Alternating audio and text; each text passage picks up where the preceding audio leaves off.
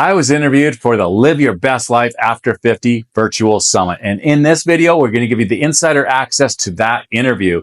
This summit included panel experts from across North America that were giving secrets and modalities for longevity, for health, for lifestyle, for those people 50 plus. My name's Andrew Kolasko, and from here on out, I am your 50 plus for men longevity coach. I'm 58 myself, and every week I give you the no BS insider info to help get the best out of your future years, to optimize them, to increase your strength, your VO2 max, that's your cardiovascular output, and your overall energy and vitality. So take a second, hit that subscribe button so that you never miss a video, and stay to the very end so you don't miss a thing.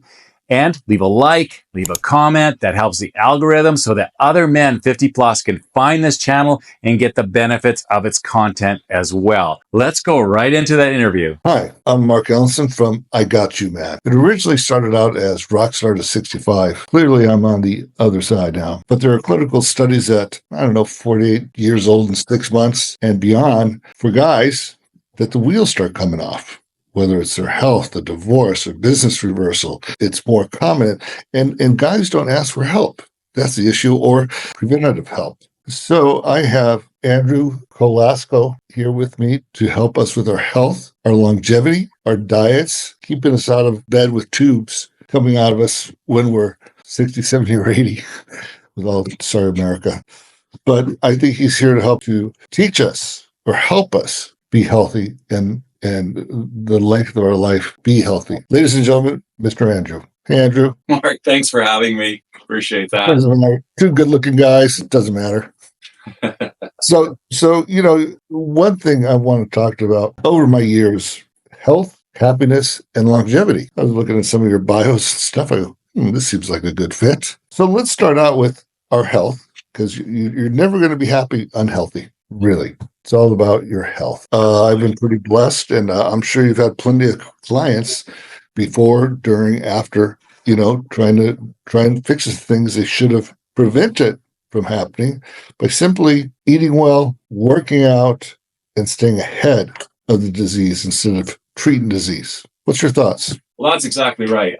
Really, you do want to get ahead of it. Unfortunately, our healthcare system, lots of times it's more of a sick care. So we're just responding to the heart disease, just responding to the cancer, just responding to the diabetes. What we want to do is we want to make sure that we're way ahead of that, because the national average is not good. So if you go to your doctor's office and say, well, you're in the average, okay, that's not good, because the average is not where you want to be. So when I train with my clients, we're really aiming to be about 20 years younger. So if you're 55, I want to look at what a healthy 35-year-old is doing, and that's what we should be heading for. That should be our goal. Well, my guess would be you're probably in your early 50s. I am 57, and I turn 58 next month. Well, happy birthday. I'll be 65 in 20 days. Okay. We're both Pisces. We're both Pisces. Actually, yes, we are. We're just smooth creatures and just chill, water. Very kind. And that's what mine was. So will you help me or help our listeners? Some people don't, oh no, I'm 57 years old. Now what am I going to do? So there's got to be a 101 there or a 101 over here, and how to get into that vibe of happiness, health, and longevity. Well, the first thing we need to do is a needs analysis. What I like to do is sit down with the client and see what it is that they want to be able to do. That's the game plan. We want to look at what they want to be able to do physically, what they want to be able to do cognitively, what they want to be able to do in the emotional, social sense. So what I'm saying is, do you want to still be able to do, the stock market, at age 80? Do you still want to be sharp and do that? Or do you just want to be able to do crosswords and puzzles? That's the cognitive side. With the physical, you really need to think about it. Like, do I want to be able to carry 2 10-pound bags of groceries up a set of stairs? Because you may take it for granted now, but that'll be something you really want to achieve. I want to pick up my grandchild and hold him or my granddaughter at shoulder length, and a shoulder height, that is. So, you really want to calibrate your training, just like an athlete. Okay. It's fine. If you're really good at running on a treadmill and you run on a treadmill, that's going to help you with your lifespan, but will it really help you with your health span? Because with your health span, that's really your multimodal. Okay. There's different things that you want to be able to do. So if there's a hike that you like to do, if you want to be able to vacation with your wife and be able to put your luggage up in the overhead yourself, at age 72. I mean, these may seem like they're trivial, but the fact is, when you get into your last decade, you want to have those be the best years of your life still, and they can be. So we want to make sure that we calibrate the training so that you're able to do those things that matter to you, the things that you love, the things that matter, be able to still do them. And that's really the goal. For instance, I have a client. He's a 72-year-old client, and he wants to still be skiing when he's 80. Okay, and that's his passion. That's his love. That's what he wants to do. So, I mean, we are doing not only the things to help his health span in general, but we are specifically, we've got a specificity to our training for him so that he's able to do like the lateral on the hill. It's called skidding in skiing, when you do that side to side and be able to do the moguls and stuff like that. And so, so I've got him doing, maybe not traditional training, but it's specifically for him, right? Yes. So, yeah. And so we want to be able to modify and adjust based upon your needs, your wants, your why, what you love to do. We want to, those other things that are going to matter to you when you get older, your ability to keep doing the things that you love. It's interesting. First of all, your client, I'll bet you, has been skiing for 40 years. Oh, yes, absolutely. Okay, Maybe longer. Yeah. So that's in my life.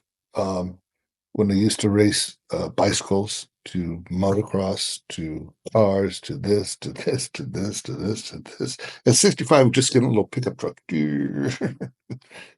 I'll still go for a jog. I'll do, I'm not doing 250 anymore on my bench press. I'm done, because I'm aware, because you're focusing on his plan so he doesn't get hurt. Would that be true? He wants to do it, but he doesn't want to get hurt. So I'm back in the gym, lifting like a quarter or a third of what I used to, when I was 35 or, 45, because things, and you're not quite there yet, but things kind of get a little more jiggly or bumpy in your body as you reach 60 or 65. For me, 30 was a lie, 40 is a lie, 50 is a lie. You're still kicking ass. But when you get up, ow, I pulled my shoulder out while I was sleeping. So that's what I think for myself. And if I needed a care like that, I really understand it. But now it's a balance. But you're really focusing on like an A skier with a double diamond, and he still wants to hit those moguls. That's amazing. Yeah, well, like I said, everybody's, you can call it a snowflake. Everybody's got different things that that's why with the needs assessment, you really need to be thinking about what it is that you want to be able to still be doing. Like I say, cognitively, physically, socially, emotionally, because these are all the areas that they do go down. They do decay. They do, you have less performance in them, just like you were explaining. But we need to get your training back to work on that. So it's not about exercise. It's specific. It's calibrating what you want to be able to do in your future and being able to back that up, because you need to backcast. You need to have a certain ability now at age, like you said, 60 is that far away from me. That's 2 years away from me. 65 is 7 years away. So I'm doing really good. But because what I'm doing is I want to be, I want to be able to do what a 38-year-old does. And I can. If you look at my VO2 max, if you look at my strength, if you look at my amount of lean muscle mass, you'll see that I'm actually probably better off than most 38-year-olds. I'm just saying that's you need to be, you can't be okay now. You can't be average now. The goal is you do have to get your health to that capacity of, say, someone 20 years younger. At least the clients that work with me, that's the goal. That's what we're trying to do. There's specific things that we set up, indicators, because let me explain. Your greatest indicator of longevity is your VO2 max. Your VO2 max, that's your ability of you can pull oxygen out of your blood to use it to generate energy. Okay, that's going to determine more than anything else how long you will live. The other things that you need to seriously take into consideration is how much lean muscle mass you have and what is your strength. Because those, for instance, I'll give you a statistic just here. Like you have a 3.5 times improvement of all cause mortality with a high strength versus a low strength. So these are the indicators that they use. So when my clients, before I start to work with them, we do a VO2 max test. Okay, so I can see where it is. We also do a DEXA. So it's an MRI scan. So I know exactly what their lean muscle mass is. I know what their bone density is. And between the two, we're able to calibrate. So then we're going to do that testing again in 6 months. And then we're going to go do it again in a year, because progress is important. With anything, to stay motivated, you need to be able to have those benchmarks, to have those goals, and be able to look back and say, yeah, we are progressing. We are making a difference. I'm not the guy, I want to make it extremely clear, the before and after pictures, that's not my guys. Okay. No. That's highly subjective, and it's really just a diet thing. And hey, I do want them to look better. You see my 72-year-old client. He looks great in a t-shirt. He's filled out. He looks wonderful. He looks good when he wants to go on vacation. He's at the beach. I mean, these are vain things, but they matter too. I'm just saying that you can't calibrate, you can't determine your health based upon a photo before and after. And the other problem with these fad diets that so many people want to jump on the bandwagon with is you will lose lean muscle mass. Let's be very clear. It's not your health is not determined upon your weight. Okay. BMI is a very primitive way to determine what your health is. Because I'd be obese. Let me interrupt you for a second. Muscle mass. If you did a BMI on me, you would find out that I was quite obese. And it's not the case. So you have to be careful. Like, health isn't just about losing weight. It isn't at all. You can take somebody that's maybe a little overweight, and they can be way better off than someone that's too skinny. So it's you really have to have the metrics dialed in to what matters if you're going to make a difference and move the needle with your health. Andrew, if you don't mind me asking, because I'm kind of into it, what is your BMI right now? Unless that's too personal. Oh, I don't even know it offhand because it's useless. You might it's useless. Okay. You might as well ask me what my eye color is. That has as much to do with your BMI, has as much to do as your eye color with how long you'll live. Because it's irrelevant. I'm just saying that, I'm 6'1" and I'm 210. Well, I'm supposed to only be about 170 or 175. So I totally agree. I see these things. Gosh, you're the first person I ever talked to, because I'm 30 pounds overweight, but I'm 6'4", 240, and the shoulders I can barely get into a room. So I'm supposed to be like 180. So yeah. Body types, and it was a really good a mention about a guy a little overweight being healthier than a super too skinny guy that doesn't match the ratios properly. That's right. That's why doing a DEXA, which is a gold standard, it's not actually perfect, but if you do it often enough, you're able to get more of a through line at what your health is. But that's why you want to do a DEXA, because that's going to tell you what your lean muscle mass actually is. Okay, it's going to tell you what your bone density all it is, because what are the two very serious things that you want to avoid as you go into your 60s, your 70s, and your 80s? Sarcopenia, the loss of muscle mass, and osteopenia, which is the lack of bone density, right? These are very important metrics that are going to determine your health span. So when you get to that last decade of your life, you want to make sure those are optimized as much as possible. I want to give you statistics because it's quite startling. But if you are 65 or older and you fall and break a hip or a femur, there is only a 70% chance that you will be alive in a year. There's like up to about a 35% chance that you will pass away in the next 12 months. And let's say you were using you were using a cane, or you weren't using a cane. Now you'll be using a cane. If you're using a cane now you'll be in a wheelchair. If you were in a wheelchair now, you'll be bedridden. Like this is serious stuff. But I mean, these are all metrics that we can work with to optimize to get you in the best condition as possible. Because we, like I say, once again, it's preventative. We want to backcast and have you in the shape now, so that when you get to 65 and 75 and 85, you've got lean muscle mass, you've got strength, you've got the bone density, and those type of things you're going to need, because those are going to save you. If you look at the deaths from falls after age 65, or especially after age 75, it's brutal. You wouldn't believe how many people are dying from simply a fall.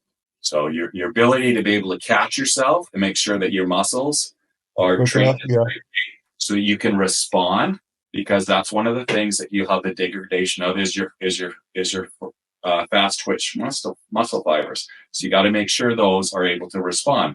You're stepping off a curb, you're going down a stair. Like, what are you more likely to hurt yourself, going up the stairs or going down the stairs? It's going down. So you've got it. These are the things that, people aren't giving a lot of thought to. There's what is health? We have to determine, what do you want to be able to do when you're 75, when you're 80, 85, 90, and we want to optimize the training that we do specifically for you, so you're able to do those things that you want to do. What I found is my goal, according to your statistics, I'd like to be 45 here, instead of 65. Ideally, that's, it's. I'm not saying it's impossible, but I was in pretty good shape. Who wasn't?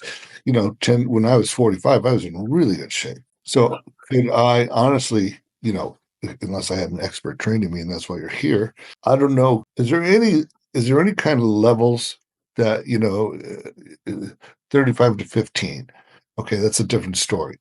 But I'd be stoked to feel 55 or 50 right now. Yeah. Stoked. Yeah. Here's the thing. You've got to meet the person where they're at. Okay. So, I don't expect, to go overnight to that 20, but that's why we're working. My clients, I work with them for a minimum of a year, so that we can actually get some real work done, so that we can actually see the progress. So maybe in 6 months, you've got the VO2 max of a 60-year-old. And then maybe in a year, you've got the VO2 max of a VO2 max capacity of a 55-year-old. So we're gonna gradiate it. It's not going to happen overnight. But your strength, we can see improvements on that in 6 months. We can see improvements on that in a year. We can look at your DEXA and see how your lean muscle mass is going. You're going to see a correlation. You're going to see improvement, and those are things that are going to start to reverse the year, so to speak. That's what we're aiming for. So taking care of my 60 or 65-year-old body now, I can actually theoretically change my lifespan by backing it up through, let's say, that 6 months to a year to this. Is kind of like when you're younger, you want to grow up, so you push more weights, it makes you look older and bigger. So we're trying to do it the opposite way and back into it. And you can't do it in 6 months. How many guys have you seen? Take me a month. Whatever the best exercise, the best nutrition plan for you is going to be the one that you could keep, the one that you can stick with. And so, we've got to keep that in mind too. There's authenticities, different foods, what you're used to, what you grew up eating and stuff like that. I don't necessarily want to take away from that. You can't try to fit, a square block into a round cube. It's gotta be, you really got to look at all those different things, because the most important thing is it's something that you can keep with. So all those things we have to pay attention to. What I find interesting is I'm going on a diet. Well, you've been on a diet your whole life. Okay. It's whether it's a good one or a bad one. Okay. Your diet is your diet. So I'm going to do this. Well, you're just changing your diet. So that's what people, in my opinion, I hope you agree, is that you're always depending on where you want to go, how long you want to live, you've always been on a diet. Take care of yourself. Eat properly. I mean, if you want to have your whatever you want that you shouldn't have and once in a while, but you're keeping to your we'll call it markers and balance out what you teach to that workout. I saw in one of your videos is your how strong is your grip. So my hands are the size of dinner plates, so I have a really good strong grip.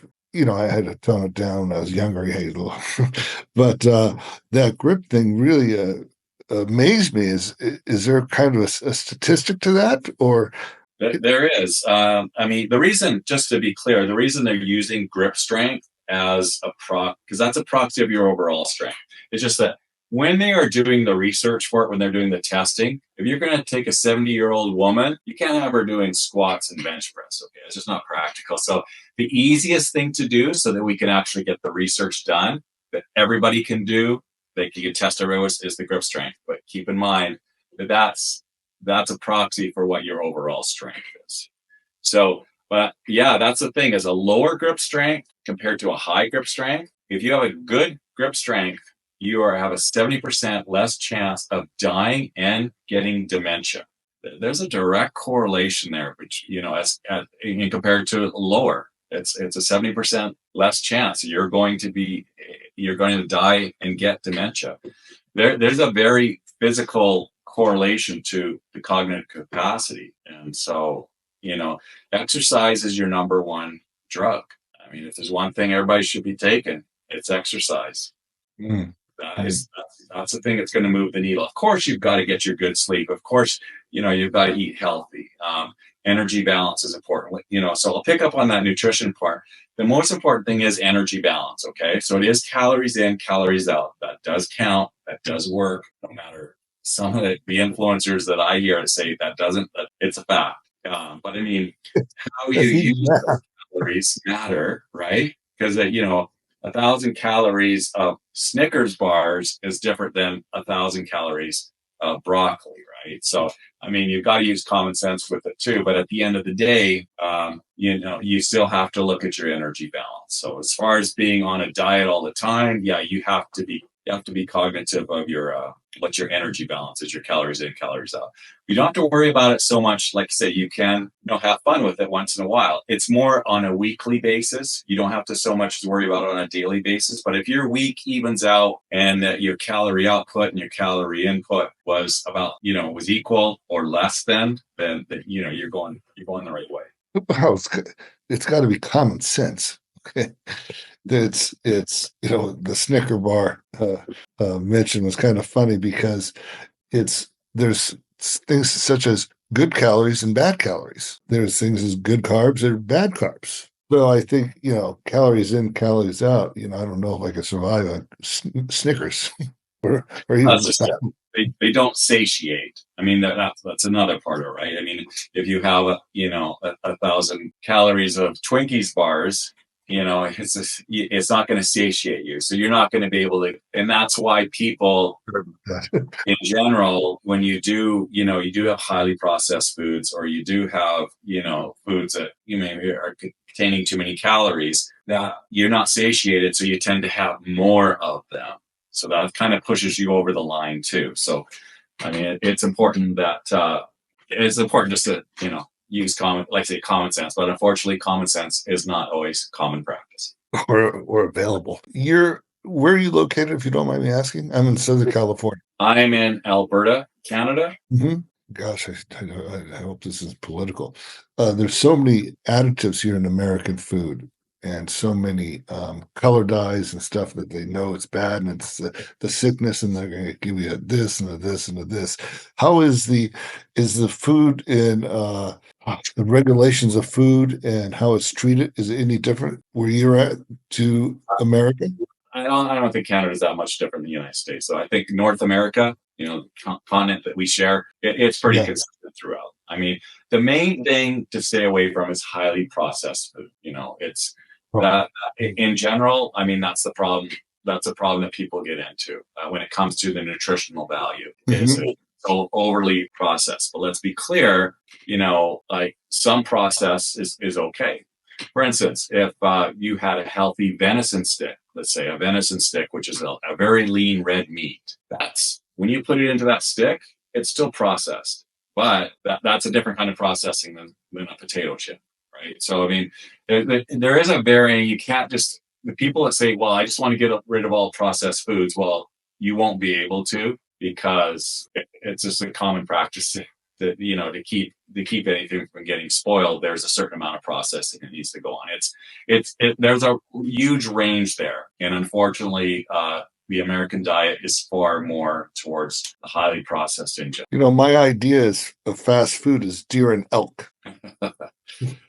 That would be wonderful. If you were getting your protein intake from deer and elk, that you'd be doing very, very well. And I like that you brought that up, because protein to me is the most important thing in your diet. You should be aiming for 1 gram of protein per pound of body weight, unless you're obese. Okay, that may not come into effect as much, but I mean, that is really what you need to be doing. If you want to be able to do those things at 70 and 80 and 90 that you're able to do now, you're going to need to build that muscle, because we talked about the things that degenerate, some of the things you said, you can't do this, you can't do that. Well, one of the things is just protein synthesis slows down as you get older. Okay. So now at 65, you're not processing protein as well as you did at age 35 or 25. Okay. It's slowed down. So, I mean, you've got to make sure that your protein levels are up. A lot of people, their protein levels are not where they should be. One thing I have noticed that you've like hit the nail on the head is that I have no fat loss drugs, Ozempic or whatever don't sue me, Ozempic, but they break down your muscles as well as your fat. As I get older, I'm noticing my muscle mass in my little arms is a little less just by working out and eating more well and concentrating on my water, concentrating on lifting. And don't hurt yourself, Mark, because you want to go back to the gym the next day. Is it impossible to get back, some of that muscle I had when I was 55 or 50? You absolutely can. But I mean, once again, you're going to have to get your protein level to where it needs to be. So 1 gram per pound of body weight. That's what you need to be aiming for. And then you'll be able to, recover as well. Because you are going to lose after age 50, you lose about 1 to 3% of your lean muscle mass per year. Okay, so that's 1 gram of protein per pound. Per pound of body weight. That's correct.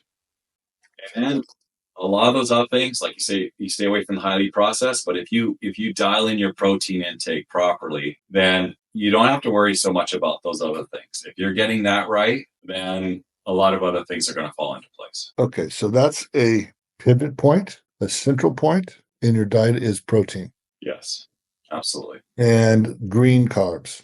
I mean, greens are huge. Fiber is another huge aspect that you want to make sure you have there. And you're going to get those through your leafy greens. You're going to get those through your other green vegetables, those type of things like that. So, and I hate to get off subject here, but how do carbs, I've always been a fan of potatoes. I go, how can a root hurt you? I'm not talking about French fries, but potatoes and carbs, breads and stuff like that. Some people don't eat an inch of carbs. Sometimes they'll eat some vegetables, but they won't eat any. Is that necessary? Oh, absolutely not. I mean, everybody needs to do what's going to work for them. But once again, I'll bring it back to what I said earlier. It's energy balance. Okay. So you can still lose weight and be on carbs. The research has proven it. Okay. It's some people get quite tribal about their diets and, carnivore and vegan. On any of those, you can still achieve what you want to be able to achieve. I'll tell you that the research, it doesn't point to, carbs overall are going to make you gain weight. Once again, it comes on energy balance. It's calories in, calories out. So, I mean, as long as you have the right balance there, then you're going to be fine. You get your protein dialed in where it needs to be. And then the rest of your diet, like say you've got the fiber, you've got the greens, but when it comes to carbs, as long as you're watching the calories in, calories out, it's not going to make any difference. It's and it's the same with fasting. Okay, fasting has had this big push in the last few years, and the fasting is just another tool that you can use that might help you lose weight. What I mean by that is sometimes it's easier for people to, maybe to just eat an 8-hour window or a 6-hour window or something like that. Mhm. They're able to control it better. That doesn't mean, fasting is better than something else, but for some people it's easier. So it's another tool. Some people, they can count their calories, they can start eating at 6 a.m. and they can eat till, 9 at night if they really keep track of their calories and they're okay. But a lot of people can't do that. So fasting, sometimes that works better because it's easier to train yourself than be snacking all night and that kind of thing. So you can keep that in there. But it's just another tool. You've got calorie restriction and you've got calorie limitation based on time. So there's just different ways to attack it. You want to find what's best for you, what's going to be workable. Once again, I said, it's got to be consistency. The best diet or exercise, like training plan, is going to be the one that you can stick to consistently. From what I'm gathering, Andrew, and clearly you're a little above my pay grade here, is it has to make sense, balance how you feel. Don't change too much. Don't eat 100 Snicker bars, 100 Snicker bars, and good food, exercise, balance. So from what I'm gathering, America and Canada, is that Andrew is, correct me if I'm wrong, is stating balance of good things. And if you want to get properly trained or hit those ski slopes, you need a professional, or as I call Andrew, an expert to reach those goals. But for me, did I do that 20 years ago?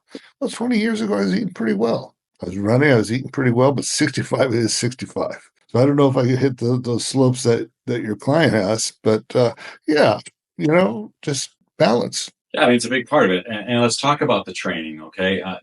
It's not cardio or weight training.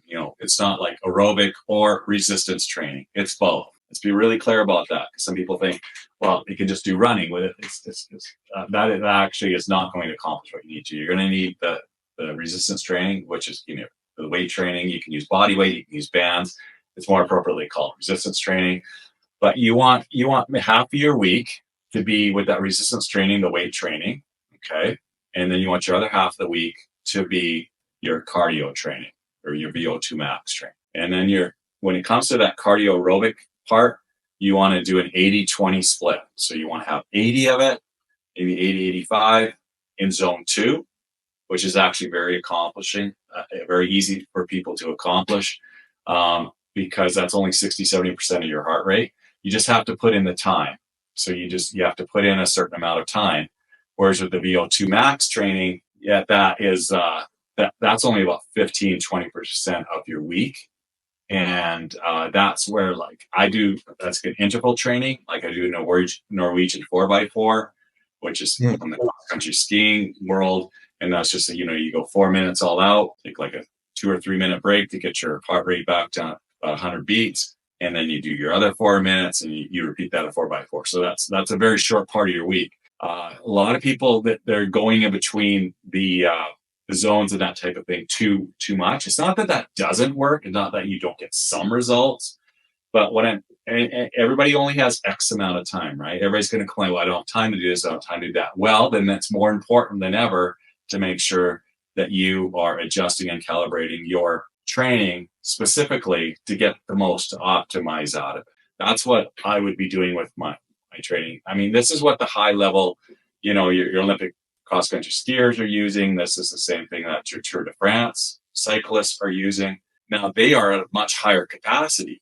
They may be way ahead of us, but what I'm getting at is that tailored training, it's the same, okay? Their capacity is different than your capacity is different than my capacity. It's still the same scenario. It's still the same split to get those results. And so that's why, like I say, you want to train like an athlete. That doesn't mean you have to be be able to lift all this weight and you be able to, cycle up a mountain or something like that. Doesn't mean that, but you need to back it down to where you're at, but whatever you're wanting to be able to do in those future years, to have those years be the best years ahead of you, you need to be doing specific training. You want it, you don't want it to be random. And as far as, I'm 65 and I'm losing all this time and, is it too late? Well, no, it's never too late. The thing is, though, do the best with your time that you possibly can. Words of wisdom, my friend. Simon, is there a website that people can, which I will go to, which I've already been to, and see some of your recommendations? Is there a website or some 101 non-charge starter courses to move into your arena and training? Absolutely. And that's tied together. My website is Kolasko.com. So that's KOLASKO.com. You can go there. You can sign up, be on my email subscriber list. One of the first things that you'll get is my 5 biohacks. I have 5 very specific Healthspan, longevity improving. That's free. You just sign up and that'll end up in your email box. And then Fantastic. Also where you're going to see a lot of my training, that 72-year-old client, his name's Gordy. You'll be able to find that on my YouTube channel. My main social media platform is my YouTube channel, and it's simply at Andrew Kolasko. Okay. And you can go there, and I have about 50 videos that it's going to show you how you can train for your 50s, 60s, 70s, 80s. It's going to show you the right amount of protein and why I'm recommending that kind of protein, what's going to have the best protein synthesis. You're going to see how to do your VO2 max training. You're going to see how to do your zone 2 training. And there's a lot of other very useful information on there that you will be able to, how to improve your grip strength. We talked about grip strength. I have 3 specific exercises that will really help you in that area. So there's all kinds of different resources on there, and that's all free on my YouTube channel. So please follow me on my YouTube channel, subscribe, and you'll be getting weekly content from me. Well, content, information. It's a good thing. I really appreciate it. And sounds like I need a little improvement because at my age, I'm going, darn, I'm going to be 70 in 5 years. So I'm looking at my mortality. So I should be reversing my mortality instead of bumming on my mortality. So I really appreciate your positive thinking or positive pushing to reverse instead of just being here and trying to do better, but actually do more better by reversing that. Well, thank you very much. You've been a pleasure. My pleasure. Thank you for engaging with me. I appreciate the opportunity, Mark. Thank you very much. Be well. I would like to thank Mark Ellison for the interview and for having me on his virtual summit for people 50 plus. You should check it out too. For Live Your Best Life After 50 Virtual Summit, go to igotyoman.com. And thank you for watching today. You can also check out, in the meanwhile, I have over 50 plus videos on my YouTube channel. Everything from preventative screening to nutrition to optimizing your VO2 max to gaining more strength and muscle mass. Everything that you want, you can find it here. And until I see you next time, check them out.